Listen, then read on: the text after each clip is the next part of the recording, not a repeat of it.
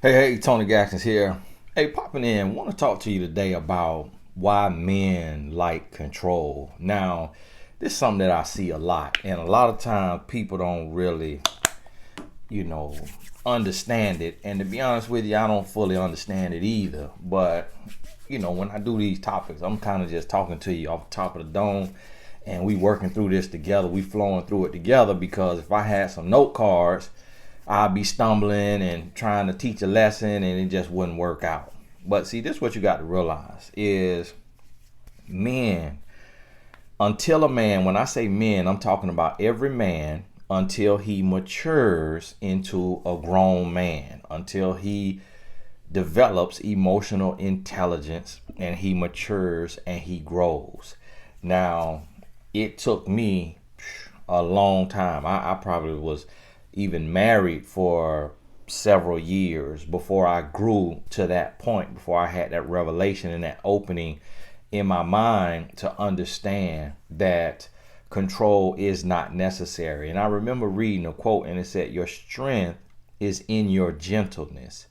And that taught me something. I was like, wow, that's deep. That's deep because men equate strength with dominance. We think that you have to be dominating in every area to be seen as strong. But really, the strongest man in the room is the quietest man in the room. The most confident man in the room is the quietest man in the room. And I started to realize that as I became that man, I was like, man, I don't feel the need to flex muscle. Like I don't feel the need to show off or to let you know about it. Like if you pull up on me, if you see me hop out of it on you, okay, you saw it. If you get close enough to experience what's on my wrist, okay, you saw it. But I don't have to post it on Instagram. I don't have to do no video shoot with it. And when I became that man, I realized that strength and confidence is quiet. You find out about it when it has to show up and show out. But other than that, it's minding his own business. And see, this what happened in relationships is men come in and men like control. And women allow men to control because the man makes it look convincing. So the woman believes, oh, this is his nature to control. And women think that a man controlling is synonymous with leadership, when leadership is not about control. See, leadership is about setting an example and then empowering others to be their best example. Leadership isn't about being a tyrant or domineering in your position. And a lot of times we don't understand that in life, in love, or in business. So think about a teacher running a classroom. Think about a CEO running a company. Thinking about a husband running a household. Think about a police chief running a police force.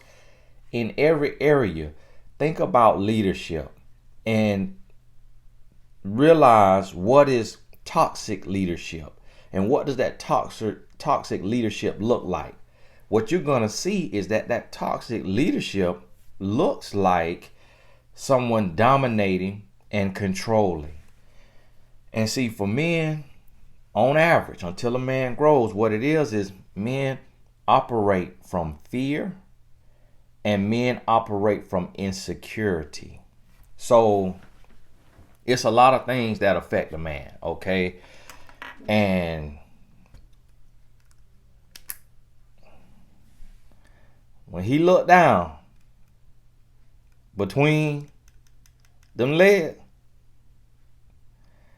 and this right here is just this big, that hurt his feelings. That hurt his feelings. Nah, because he want this. But the Lord gave him that. So guess what? That hurt his feelings. And me playing football and being, in the locker room. All these guys, they used to get naked in there. Me personally, I just wasn't raised like that, to be naked around men.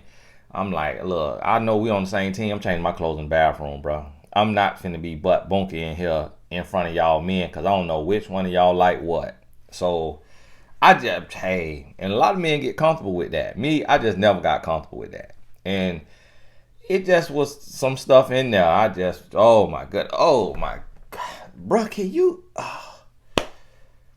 And so I remember talking to my wife about it. I said, listen, there's all kind of stuff out there.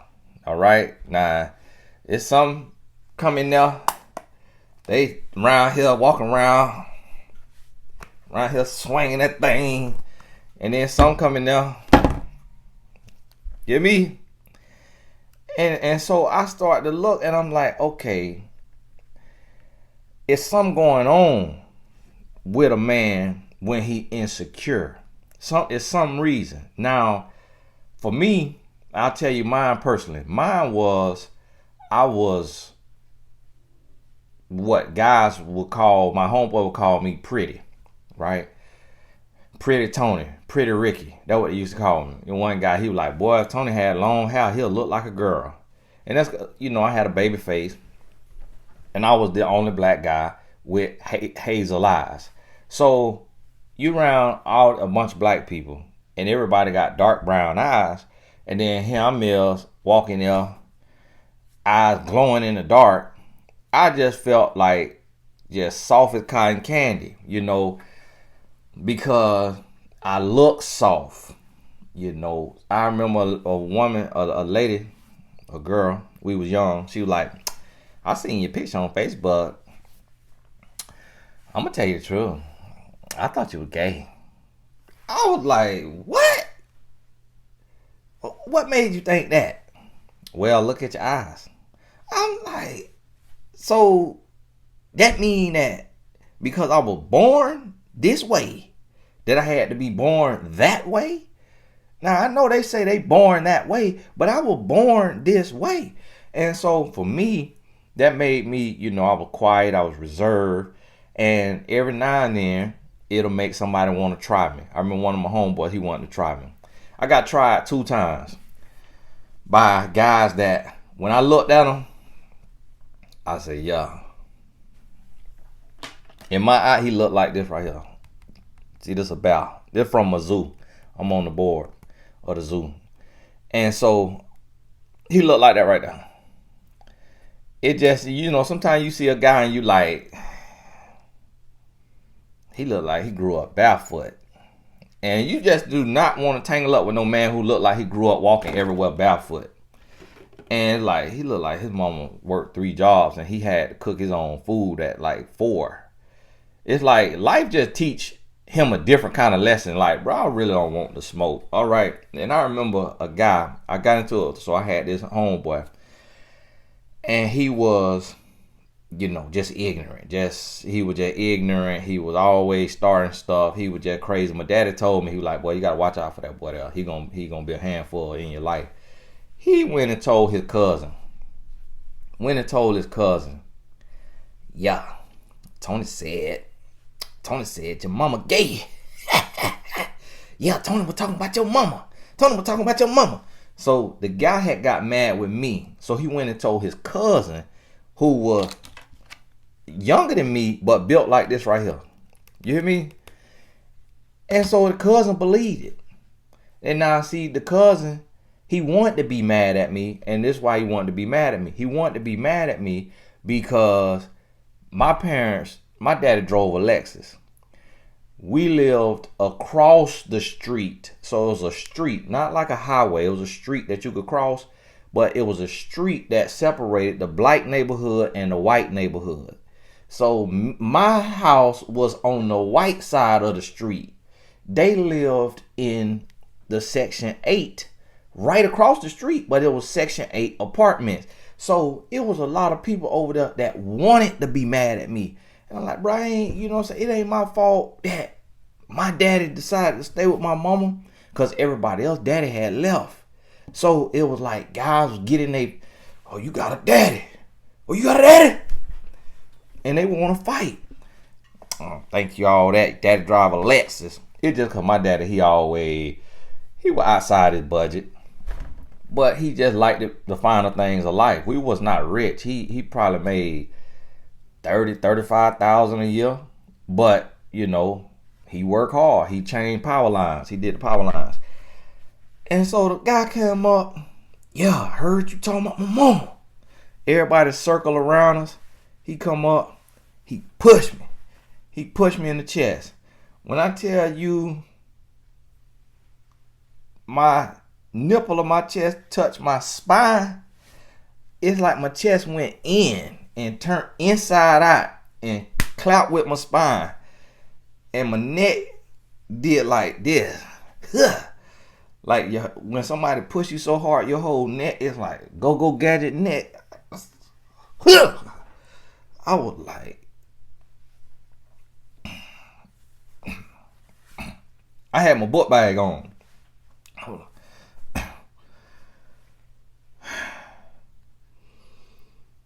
Bruh, man, I ain't gonna fight you, man. I walked off like I'm the bigger person.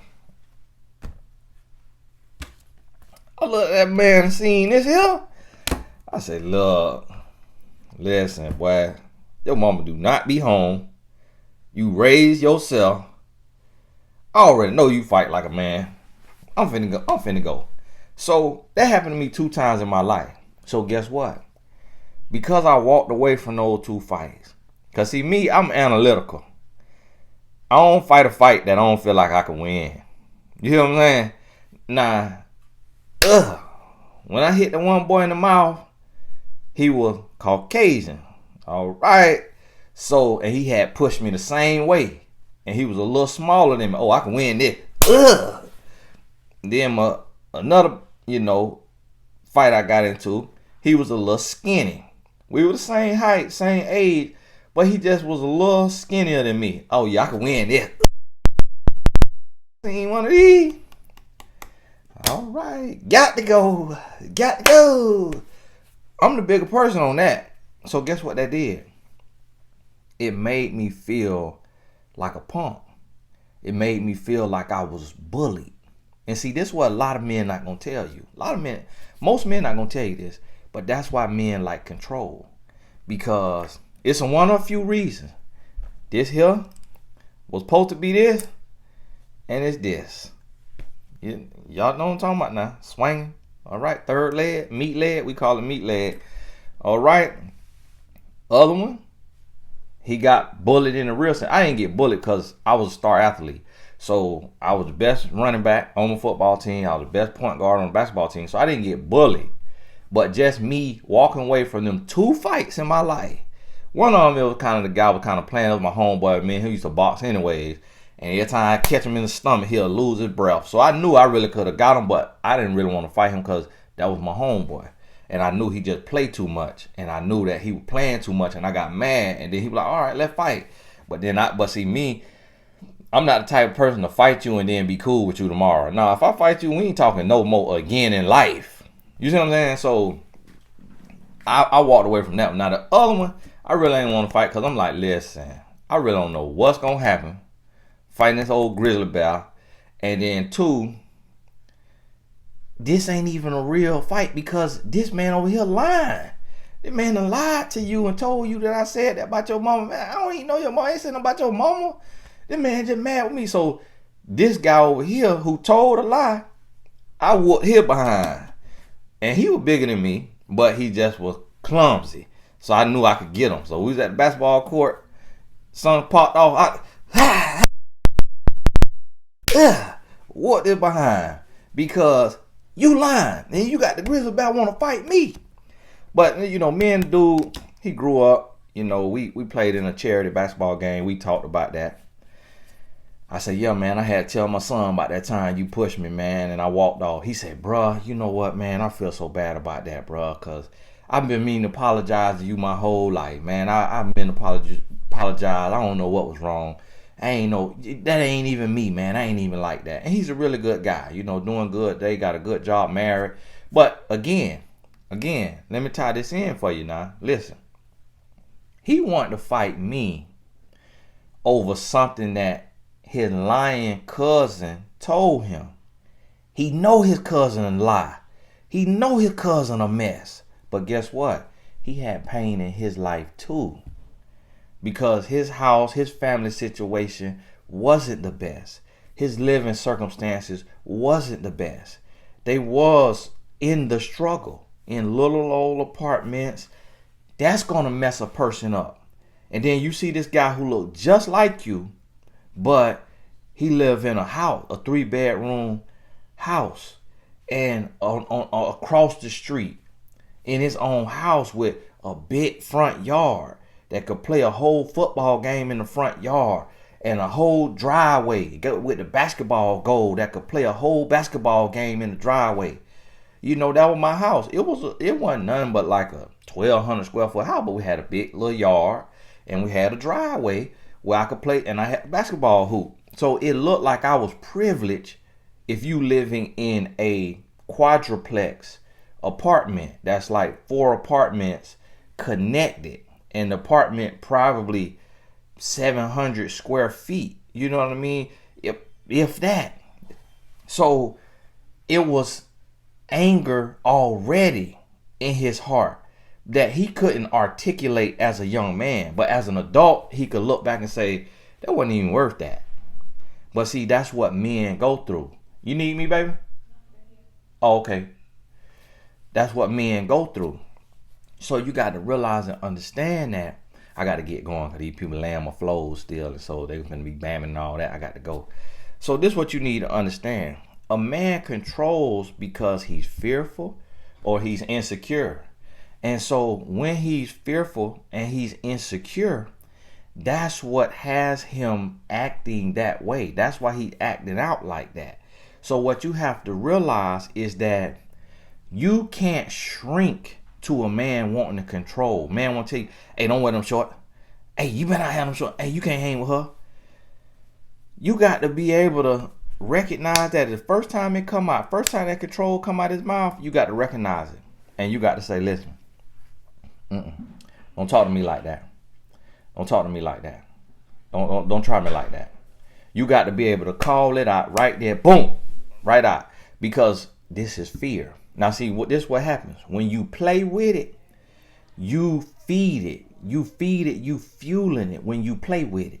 So now he gonna become this for real. Now see this here, you could go pet it. You could go pet this right here. You get close enough, you get to know it, you tame it, you could pet this right here. But now you feed it, you get it comfortable.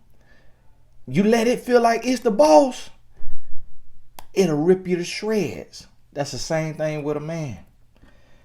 He got a heart that you could speak to. If you let him know, see, God gave us dominion over all the animals.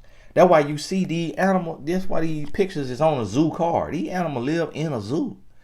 They humans interacting with them, walking up, giving them food.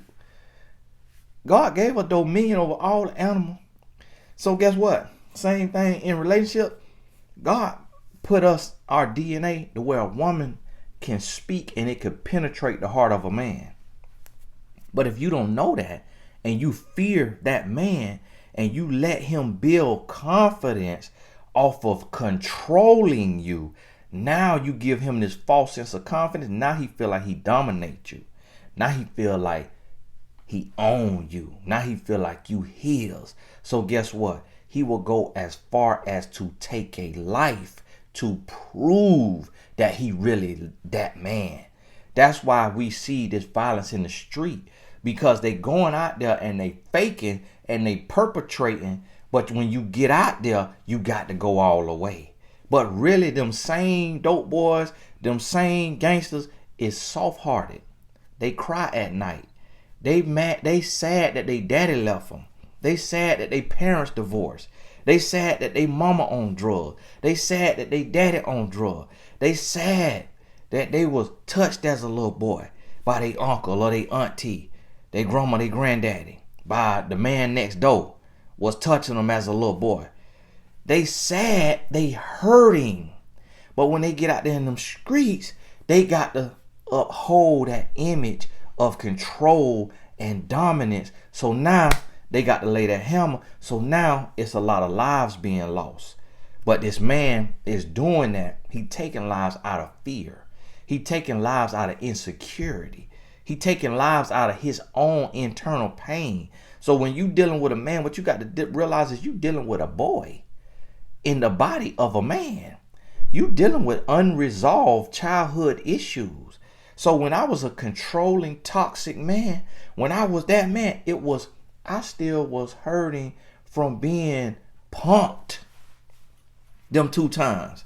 Them 2 fights I walked away with scarred me. And now as a woman, that don't make no sense. You like, what? So you mean to tell me something that happened when you were 12, 13 was affecting you at 20? Yeah. Cause just felt soft. Felt like a punk.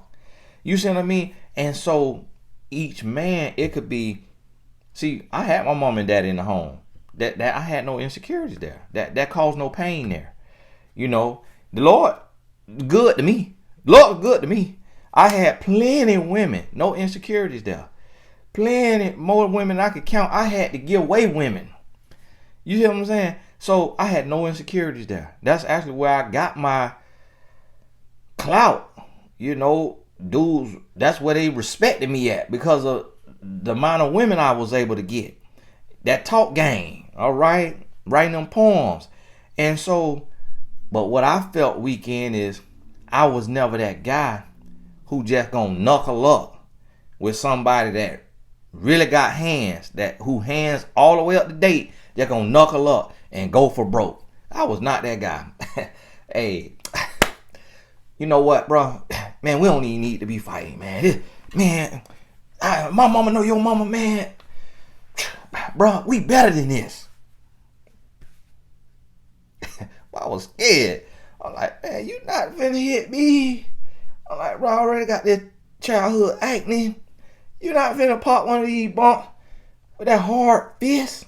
And what you gonna do if you split my eye and I got a scar right here, scar face the rest of my life? So I was so over analytical in everything. I'm like, no, this don't make sense.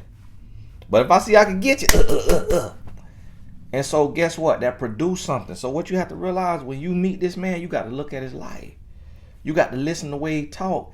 When you talking to him about his life, he said, yeah, my dad left, when I was 2. There you go. That's where his pain point right there.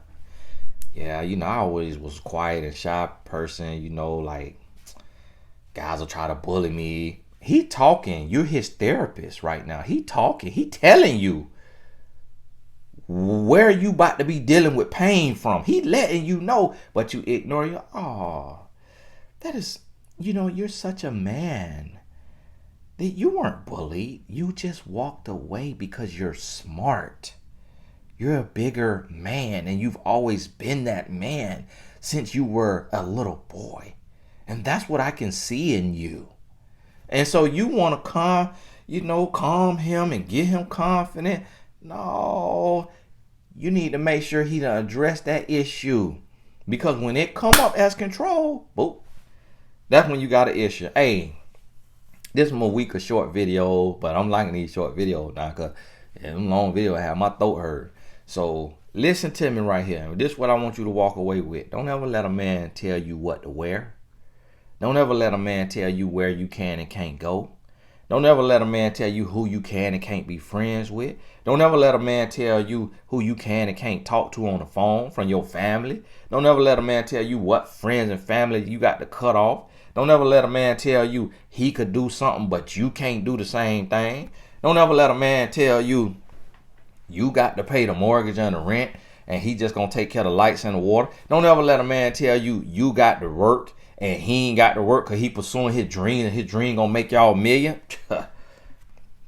Well, you better work to the $1 million. You better balance the dream and the job. You hear what I'm saying?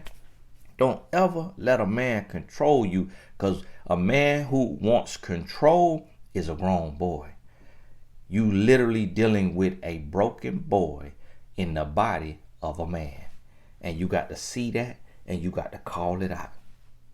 You got to call it out. It got to hurt. He gonna feel it. Listen to me. I don't know who you dealt with in the past, but I'm not her. and you will never talk to me like that again. And if you plan to, lose my number right now. A matter of fact, break your phone so that it doesn't accidentally butt dial me. Are we understood? And if you want to leave today, before I finish the last syllable on the word, bye. You hear what I'm saying? You ain't got to yell, you ain't got to curse, but you got to let them know. Because this is what I'm telling you right here. If you play with an insecure man,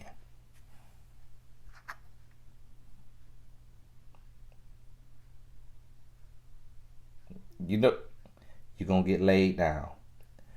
You're going to meet the Lord early. An insecure man is the most dangerous thing on the face of the earth. You hear me?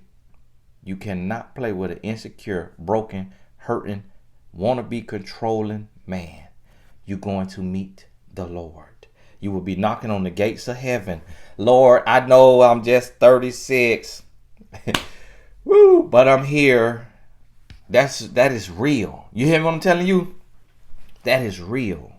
It is a lot of people who are gone too soon. A lot of women gone too soon from a insecure man. That's a real thing now. That's a real thing. There ain't no laughing matter there. So listen to what I'm telling you. Listen to what I'm telling you. Don't play with it. Don't play with it, because you will come up short. I told my wife last night. I said, this one thing I know. And this is what I try to tell women all the time. It's one thing I know about a man. And that is every single man is capable of a person. Every single man. I don't care how skinny, how frail, how short. I don't care how looks challenged. I don't care how broke, how poor, how rich. I don't care how famous, how unfamous, how notorious, how infamous. I don't care how what he is. That's one thing every single man capable of. You hear me? So when you sense it in him, you got to go. Recognize crazy early. You got to go. Hey, God bless y'all. I got to get going. We'll talk soon.